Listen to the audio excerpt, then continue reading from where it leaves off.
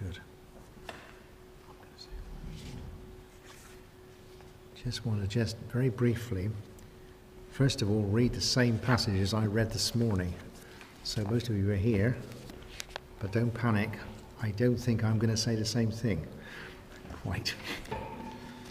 But really, the story of the healing of Jairus' daughter and the lady with bleeding from Mark 5.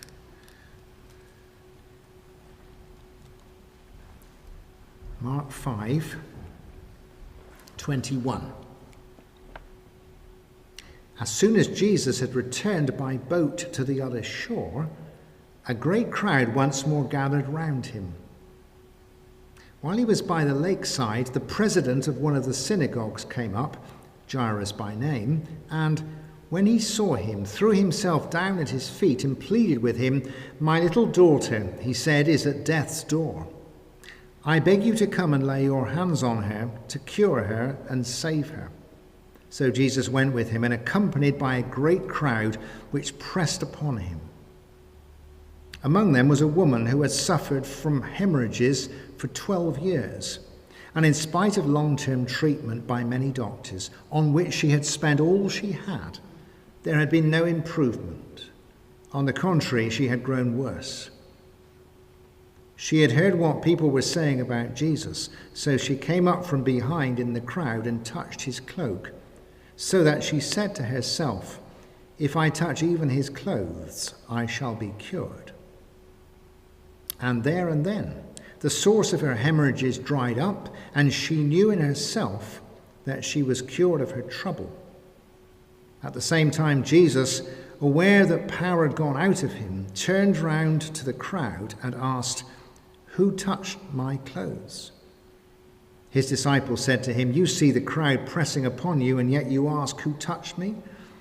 Meanwhile, he was looking round to see who had done it, and the woman, trembling with fear when she grasped what had happened to her, came and fell at his feet and told him the whole truth.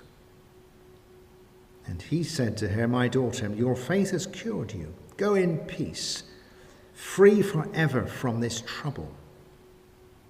While he was still speaking, a messenger came from the president's house. "Your daughter is dead. Why trouble the rabbi further?" But Jesus, overhearing the message as it was delivered, said to the president of the synagogue, "Do not be afraid, only have faith." After this, he allowed no one to accompany him except Peter and James' brother John. They came to the president's house, where they found a great commotion with loud crying and wailing. So he went in and said to them, "Why this crying and commotion? The child is not dead, she is asleep." And they only laughed at him. But after turning all the others out, he took the child's father and mother and his own companions and went in where the child was lying. Then taking hold of his hand, he said to her, "Talitha cum," which means, "Get up, my child." And immediately the girl got up and walked about, and she was 12 years old. At that, they were beside themselves with amazement. He gave them strict orders to tell no one, that no one should hear about it, and told them to give her something to eat. This morning, just saying in the broad terms of coming to Jesus with our needs, looking at the main story, the need of having to hand over what we have to the Lord and the problems, and to trust him that he is a God who can deal with the problems and wants to deal with the problems, and unlike modern politicians, does not overpromise, but all his promises are costed and the price is paid by Jesus. He said that we have to be willing then, when there is a delay between handing it over to him, to go on trusting that he is on the case and that it's not over till it's over. Although things might get worse and we might go through various traumas and difficulties, and there may be a great deal of back pressure that not to believe, but we really need to go on, like Jairus, believing. And if we stay with Jesus and we are close to him, even if we do not appear to be close to the solution, We are there for a resurrection experience, for even very small things in dead ends to come through to new life. That is the same. This is where we are this evening. But I just wanted to pick out just 2 or 3 words from the story of the woman in the middle that we didn't really consider, because she's on the same subject but coming at it from a slightly different angle. And the first phrase that really struck me from this passage, and as always, it's got a mark here in the margins, struck me that much. She had spent all that she had.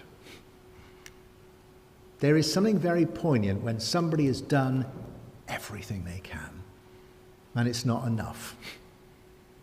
You have been in families, I have experienced it with families where somebody is seriously ill or has a serious need, where everybody will do everything they can. Nobody is complaining about how far they've got to travel. Nobody is complaining very much for once about the price of the car parking in Trelisk.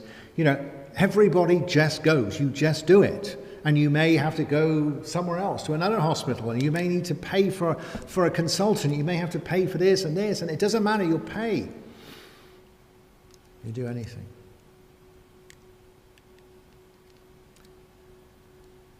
But as with Jairus and as with this lady, it wasn't enough.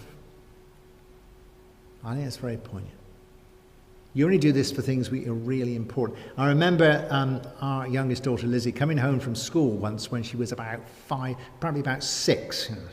Come back from school. She was very upset. She said to me, Daddy, she said, I've lost my best friend today. And then she said, I did everything I could to keep her. I even gave her my rubber. Apart from wanting to go and deal with this girl, is that poignancy, isn't there? And whether it's Jairus or whether it's this woman or whether it's you this evening, I feel that was a great picture there where you put up with the hand, the little hand in the big hand, wasn't it? I think with God I'm coming and saying, just as my daughter did, done everything I could. It wasn't enough.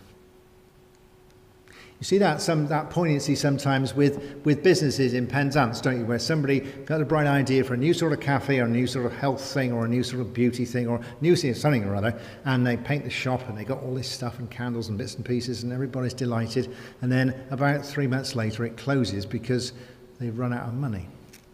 And then it's closed, but it's still got all those things they were offering on it. That was somebody's dream, wasn't it? Spent all that they had, and that was it. I think with Jesus, we don't want to make Jesus the last resort, but like this woman, we need to say, with small things, it doesn't have to be a big life crisis. It could be a small thing, a relationship that needs healing. As we were saying this morning, something dealing with your diary or your money or your program or your angst or a temptation. I've done all I can. I really have. It's not enough. So I hand it over to you. I think it's a really important thing to realize when you've spent all you can. I am the sort of person who always thinks I might be able to do something more. There's something around there. I might have a bright idea, So that with a church, when you feel you've done all you can, you think, oh, no, I think there's another prayer I could pray, I haven't prayed yet. There's another song we haven't sung yet, Another sort of service we haven't done yet, which we could do. I'm always thinking of a new idea. And Jesus says, well, you still seem to have some ideas, so when you've run out of ideas, then will you hand it over to me? Some of you will be like that this evening. You've still got the odd idea, which you're going to have to try before you hand it over. Even a small thing. She had spent all that she had. And then the middle bit where it says, she'd heard what Jesus had been doing, and she said to herself, if only I touch his cloak. She heard what Jesus had been doing. We are the people who are always hearing what Jesus is doing. You're here this evening to hear a bit more of what Jesus is doing. Some of us have had 50, 60, 70 years at hearing what Jesus is doing. And that's important, it's good, but we've got to be like her. We've got to move from hearing what Jesus is doing to touching Jesus so that he actually does it. We're at that little conference at At Escal's the other week, lots of testimony about healing and power and miracles. And it's wonderful. We read books about people who do great things and have churches of thousands of people and go on missions to here and heal people, and Christian businessmen who make huge amounts of money and succeed, and all sorts of things that God's doing to other people. And we are inspired by it, and we think, do it for us. She had heard of what Jesus had been doing, but he hadn't done it for her. She moves from hearing and knowing to touching him. You've got to know about it, or she wouldn't have done it. But we have to reach out and touch him, because faith at the end of the day is an event, it's an activity. It's not just a belief and a confidence. She could have stood in the middle of that crowd full of faith, totally convinced that Jesus could heal her. But until she touched his cloak, he didn't heal her. This is not magic. This is not medieval touching somebody's garment. It's an act of faith rather than a sort of just believing faith. It's an act of faith. I have to go from hearing and knowing what Jesus can do to saying, Lord, in this case, in this small thing, I will just reach out for you. I don't need to learn anything else. I don't need to believe anything else. I just need to tangibly reach out. I think that takes, interestingly, it can take a degree of courage, but it also takes a degree of intentionality. As they said, everybody in the crowd is touching you. Everybody's touching you. What do you mean? But this touch was different because she meant it. It wasn't just rubbing shoulders, and anybody who's been in a big crowd. Remember in days gone by being at Charing Cross in London in the rush hour when there was a signal breakdown, and there are tens of thousands of people there, and you seem to touch them all. It's not that sort of touch. He said, she touched me on purpose. Sometimes we feel, yes, we need to be in touch with God, so we join the church, we come to worship, and we want to be around. Hopefully that it'll rub on us. Healing does not rub off on her because she happened to be in the crowd and happened to touch Jesus along with everybody else. Healing came because she touched him intentionally. How many years do you come to worship? And I do worship, and we praise and we worship and we pray, and we hope that somehow it'll rub off on us. It's intentional. I choose.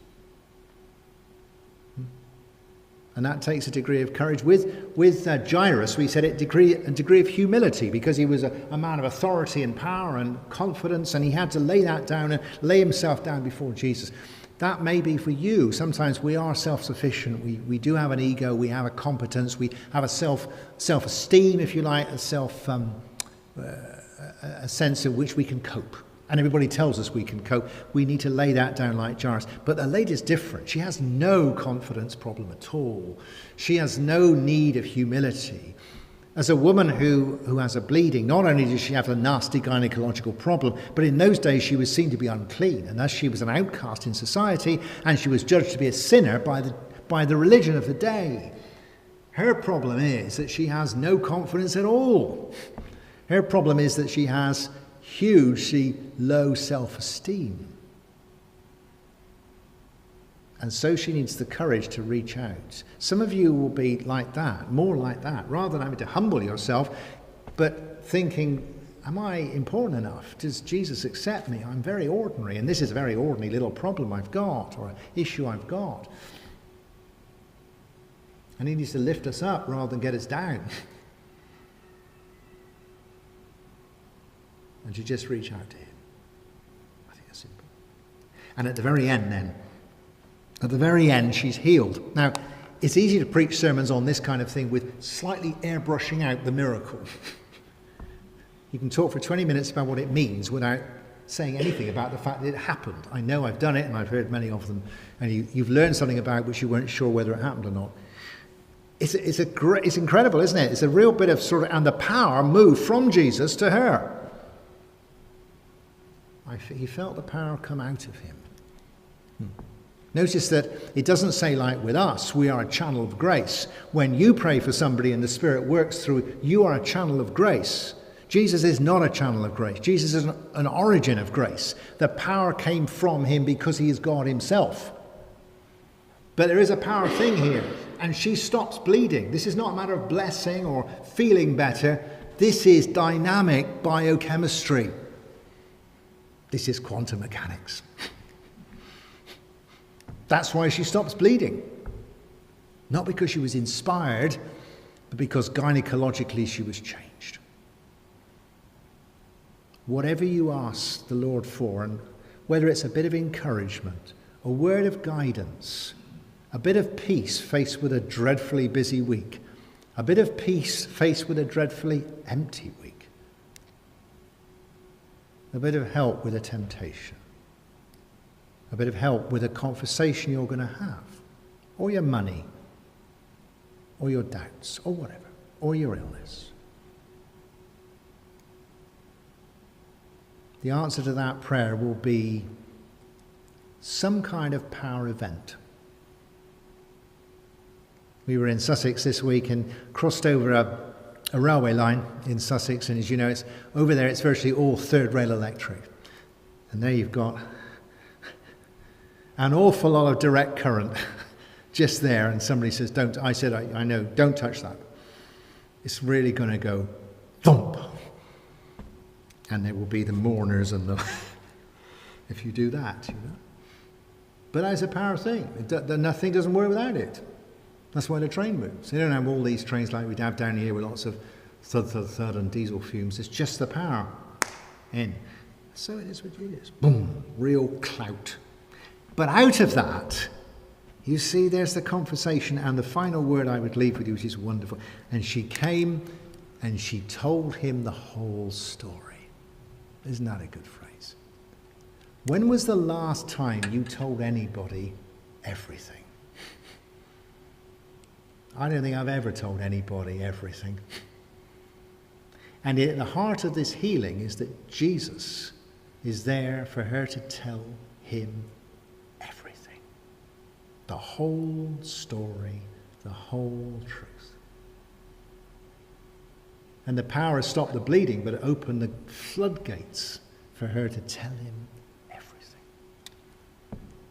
And so it was a healing of relationship, his power in her open to him. He calls her daughter. He never met her before. He blesses her, and he declares that she is well.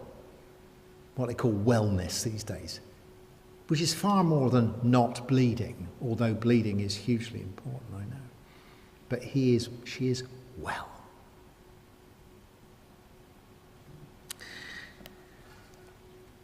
So this evening I would just encourage you, if you've got a little issue or you've got something on your mind just for this week, or it could be big. We've got the picture of Jairus. We need to go to Jesus. We need to leave it with him. We need to stay in faith. We need to be there and believe for a resurrection narrative from a dead end to a new life. But we've got the lady, and she says, I've spent everything. Perhaps we need that moment. Or are you still trying things? Need that. You need to move from knowing what Jesus does to just reaching out. Just reaching out. Just to touch him. And then to receive a small power encounter. And to tell him everything.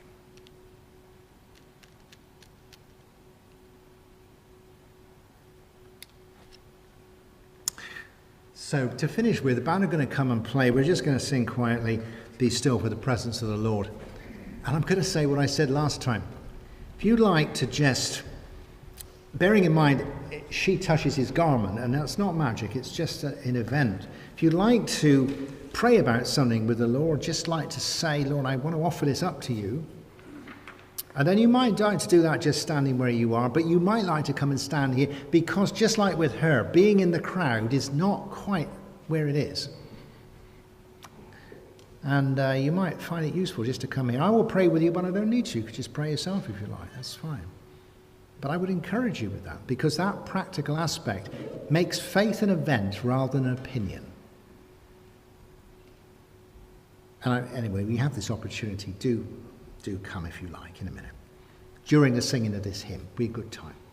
Let's stand all together then, shall we, and sing this. Be still for the presence of the Lord. The Holy One is here.